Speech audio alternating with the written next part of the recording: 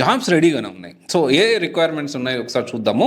ఇంకొకటి ఇవి మీరు నోట్ చేసుకోండి, మీకు ఇంకొక రకంగా కూడా ఉపయోగపడతాయి. ఎలా ఉపయోగపడతాయి అంటే దీనికి సంబంధించి ప్రజెంట్ మార్కెట్లో ఈ రిక్వైర్మెంట్స్ మీద, ఈ స్కిల్స్ మీద జాబ్స్ రెడీగా ఉన్నాయి. ఒకవేళ ఇది మీరు నోట్ చేసుకున్నారంటే definitely it may help you. ఎందుకంటే మనం నేర్చుకునేది ఇది నేర్చుకున్నామంటే కంపెనీ రిక్వైర్మెంట్ ఉన్నాయి కాబట్టి మనం త్వరగా జాబ్ వచ్చేదానికి ఛాన్సెస్ ఉన్నాయి.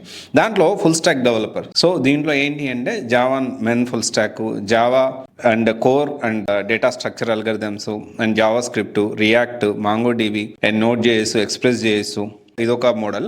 సో దీంట్లో ఏంటి అంటే మల్టిపుల్ జాబ్ రోల్స్ ఉన్నాయి మనకి. లైక్ జావా డెవలపర్ అని, full stack developer, MEAN developer, తర్వాత React developer, Node JS, JavaScript developer, ఈ డిఫరెంట్ జాబ్ రోల్స్ అయితే ఉన్నాయి. సో ఇదొక రిక్వైర్మెంట్. తర్వాత వచ్చేసి GCP plus Python plus AI, ఇదొక కాంబినేషన్లో కంపెనీస్ అడుగుతూ ఉన్నాయి. సో తర్వాత దీంట్లో data science, machine learning, NLP, natural language processing, data analytic tools ఇవన్నీ కూడా ఉన్నాయి. దాంతోపాటు జీసీబీ ప్లస్ జెన్ఏఐ. సో కొన్ని కంపెనీస్ ఈ విధంగా కూడా అడుగుతూ ఉన్నాయి.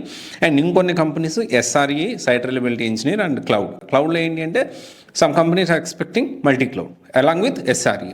సో ఇది కూడా అడుగుతా ఉంది. ఇక్కడ ఏంటి అంటే మనం ఇవన్నీ కూడా ఏంటి తెలుసా, డేటా వ్యాలీకి వాళ్ళ క్లయింట్స్ మాకు ఈ రిక్వైర్మెంట్స్ తోటి అంటే నేర్పించి మీరు ట్రైన్ చేసి మీరు పంపించండి. సో అందుకని వీళ్ళు జాబ్ గ్యారెంటీ ప్రోగ్రామ్ ఏం చేస్తున్నారంటే ఫ్రెషర్స్కి 24, 25, 26 సివిల్ మెకానికల్ వాళ్ళు కాదు అండ్ డిగ్రీ వాళ్ళు కూడా జాబ్ గ్యారెంటీ ప్రోగ్రామ్కి తీసుకోవట్లేదు.